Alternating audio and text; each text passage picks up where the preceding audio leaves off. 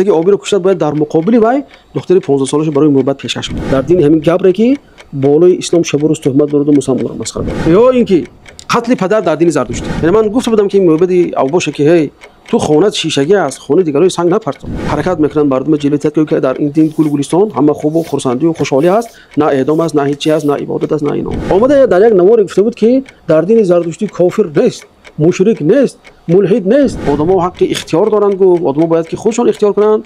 این دین خودش میگه که کسی که از دین زرتشتی بیرون رفت مرگ ارزان است. به نام خداوند بخشنده مهربان.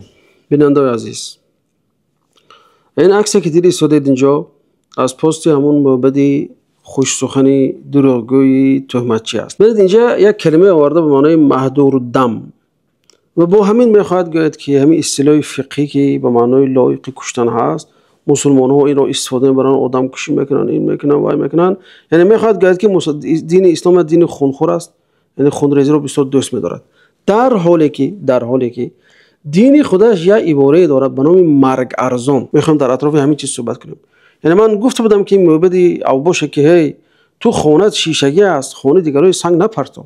لیکن این حالو هم به همون راه خودش، هم به همون گمراهی خودش رفته شده است و سنگ پرتویی رو به اسلام و عقیده یعنی که تقریبا زیاده از 90% تاجیک یعنی که سنگ پرتویی داره. ببینید دین این معبدی او باش، دین گبرک، کلمه به معنای مرگ ارزان دارد. یعنی مرگ ارزان به معنای سزاوار مرگ است، یعنی که مستحق مرگ است. شامل گناه‌های میشه که در دین زرتشتی بسیار است، یعنی که انسان‌هایی که مرگ ارزان بالی اونها حکم کرده میشود، یعنی که سزاوار مرگ میشوند، در دین زرتشتی خیلی زیاد است. یعنی تا بعضی چیزایی که چیزی عادی هست برای اینها این گناهی چی میشود که در مرگ ارزان با اون تطبیق کرده میشه، یعنی که معنای اعدام دارد، آدم کشی دارد.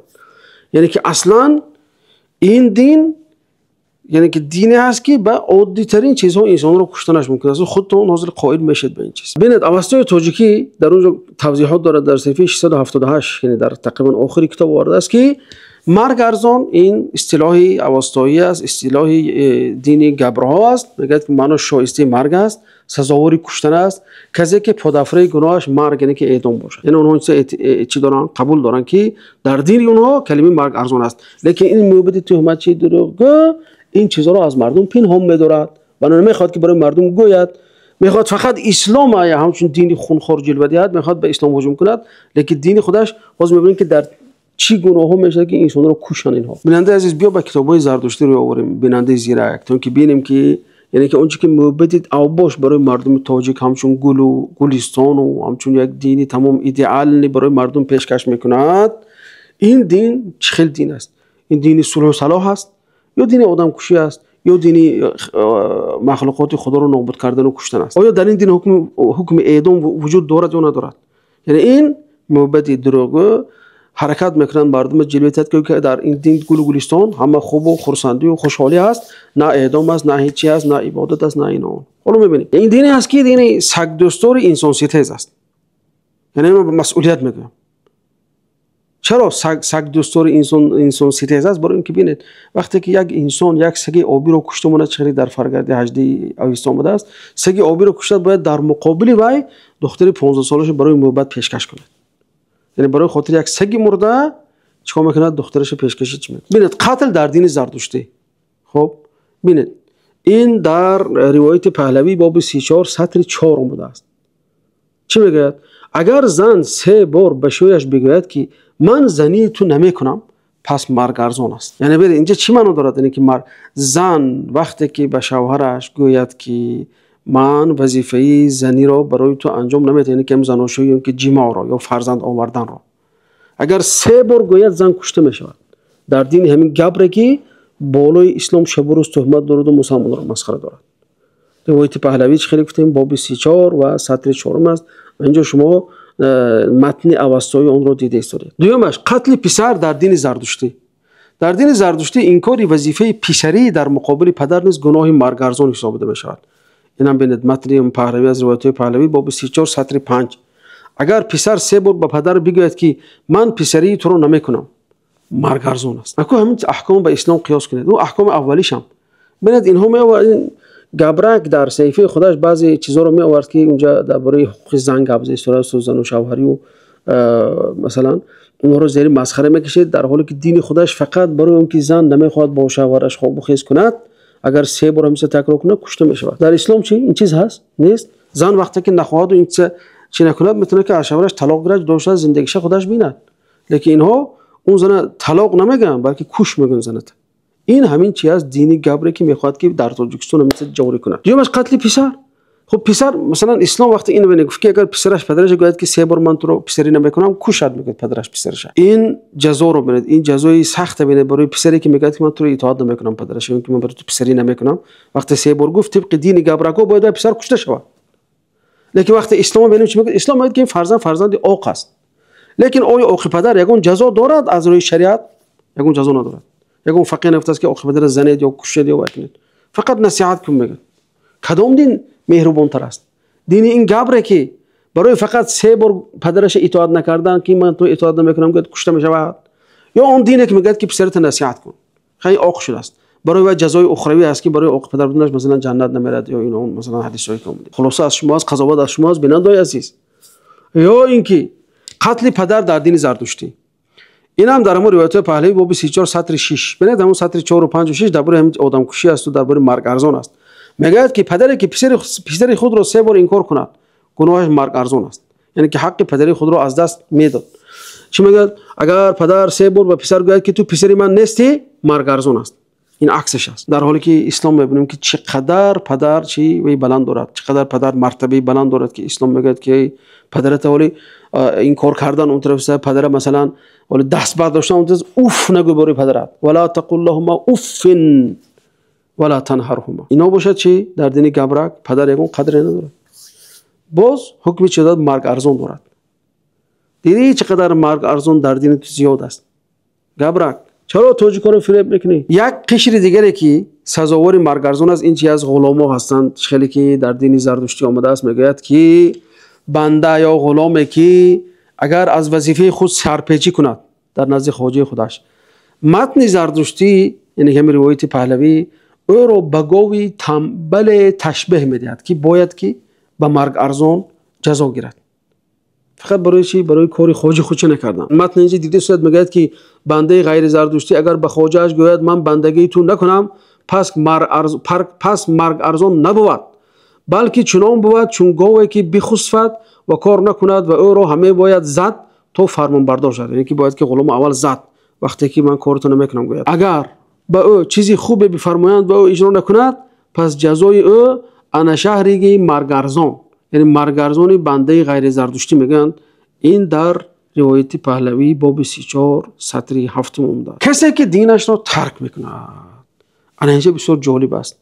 این معبد دروغگو، من برایم در اول گفتم که این دروغگو هست و تهمتچی هست. اول تهمتچی جوابش دادیم اون دروغشه. آمده در یک نوار گفته بود که در دین زرتشتی کافر نیست، مشرک نیست، ملحد نیست، دین زرتشتی به انسان همچون انسان نظر میکند. والا میبینیم که این چه خیلی دین است. ببین برادر عزیز، مرحمت با اوستا. خب ببینید اول اوستا یک عباره داره به نام دروند یا اینکه درگوند یا اینکه دروند که ضد اشوان است، به معنای دروغ پرست، گمراه، دیو پرست، ناپاک، یعنی معنای نجس هم استفاده می شود و به معنای مرتد از دین خود گشته. این روایت پهلوی چی میگه؟ کسی که از دینی که درون است بر دین دیگر می رود، یعنی زرتشتی مسلمان شد، زرتشتی نصرانی شد، زرتشتی یهودی شد، مرگ ارزان است. از آن رو که دین بهدین، یعنی که بهدین دین خودشون میگن زرتشتی را، دین بهدین را رها میکند و دین بد را میگیرد، برای دین بدتر را گرفتنش مرگ ارزان است. اونجا برآمد محدور الدم گفت، آدما حق اختیار دارند، گفت آدما باید که خودشون اختیار کنند. این دین خودش میگه که کسی که از دین زرتشتی بیرون رفت مرگ ارزان است.